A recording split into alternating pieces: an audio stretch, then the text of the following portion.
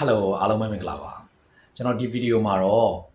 မြန်မာနိုင်ငံကနေပြီးတော့တက္ကသိုလ်နဲ့အောင်မြင်ထားတဲ့ကျောင်းသားတွေကြီးတွေအောင်မြင်ထားတဲ့ကျောင်းသားတွေအတွက်ကျောင်းသားက90%အထိတက်တာမဲ့ scholarship အကြောင်းကိုပြောပြပေးချင်ပါတယ်ဒီ scholarship ကိုစင်ကာပူထိပ်တန်းကျောင်းဖြစ်တဲ့ Kaplan Higher Education Academy ကနေပြီးတော့ကြတော့မှပြည့်သွားမှာဖြစ်ပြီးတော့ဒီသတ်မှတ်ထားတဲ့ requirement ကိုပြည့်မီတဲ့ကျောင်းသားမှန်သမျှရှောက်ထားနိုင်မှာဖြစ်ပါတယ် scholarship ရရှိတဲ့ကျောင်းသားတွေအနေနဲ့တက္ကသိုလ်ရဲ့ပထမနှစ်နဲ့ညီမျှတဲ့ diploma program ကိုတက်ရောက်ရမှာဖြစ်ပြီးတော့ diploma program ရဲ့ကျောင်းသားက90%မြန်မာငွေနဲ့ဆိုလို့ရှိရင်မြန်မာငွေ300ကျော်အထိကျောင်းသားကတက်တာမှာဖြစ်ပါတယ်တက္ကသိုလ်ဝန်ထမ်းအောင်မြင်ထားတဲ့ကျောင်းသားတွေပြီးတော့ GD အောင်မြင်ထားပြီးတဲ့ကျောင်းသားတွေဆိုလို့ရှိရင်ဒီစင်ကာပူထိပ်တန်းကျောင်းဖြစ်တဲ့ Kaplan Higher Education Academy မှာ diploma တက်ရောက်ပြီးသွားလို့ရှိရင် Kaplan Higher Education Academy ရဲ့ Partner University တွေဖြစ်တဲ့ပေါ့ဒီနိုင်ငံတကာကထိပ်တန်းတက္ကသိုလ်ကြီးတွေရဲ့ Bachelor Degree ကိုလည်းအချိန်2နှစ်အတွင်းမှာတက်ရောက်ပြီးတော့ကြတော့မှလည်းရယူနိုင်တယ်ဟုတ်ပြီဒါဆိုရင် Kaplan Higher Education Academy ရဲ့ Partner University တွေဟာဘာတွေဖြစ်မလဲ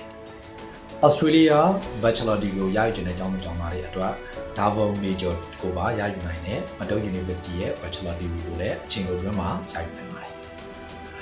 Maharagin top 1% ဆင်းဝင်ဖြစ်တဲ့အပြင် Ireland ထိပ်တန်း University ဖြစ်တဲ့ University College Dublin ရဲ့ Bachelor Degree ကိုလည်းအချိန်တိုအတွင်းမှာတက်ရောက်ရယူနိုင်ပါတယ်။ UK Bachelor Degree ရယူတဲ့ကျောင်းသားတွေအတွက်ရောဘယ်လိုမျိုးတွေရှိမလဲ UK Bachelor Degree ကိုရယူတဲ့ကျောင်းသားတွေအတွက် Northumbria University of Essex ရဲ့ Bachelor Degree ကိုအချိန်16လဒါမှမဟုတ်18လပဲတက်ရောက်ပြီးတော့ကြတော့မှလည်းရယူနိုင်ပါတယ်။ဒါကြောင့်စပြီးတော့ကြတော့မှတက်မဲ့ Diploma Program မှာလည်း Scholarship ရယူပြီးတော့ကြတော့မှလည်းတက်ရောက်ခြင်းတယ်။စင်ကာပူမှာလည်းကိုယ့်ရဲ့မှာ education ကိုစထားခြင်းနဲ့ဒီနိုင်ငံတကာအသိမှတ်ပြုဘွဲ့ဒီဂရီကိုလည်းအချိန်တိုတွဲမှာရယူခြင်းနဲ့ဒါဆိုလို့ရှိရင်တော့အနည်းဆုံးကျောင်းဖွင့်ချိန်ကကျွန်တော်အနေနဲ့ဂျွန်ဒါမှမဟုတ်ရင်ဇူလိုင်ကျောင်းဖွင့်ချိန်ကိုစတင်ပြီးတော့ကြတော့မှရှောက်ထားနိုင်တယ်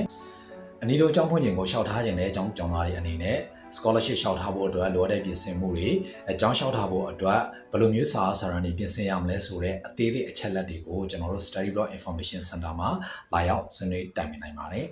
ကျွန်တော်တို့ Study Block Information Center ကိုဆက်သွယ်နိုင်မဲ့ဖုန်းနံပါတ်ကိုလည်းဒီဗီဒီယိုရဲ့ comment မှာကျွန်တော်တို့ချထားပေးပါမယ်အားလုံးကျေးဇူးများတင်ပါတယ်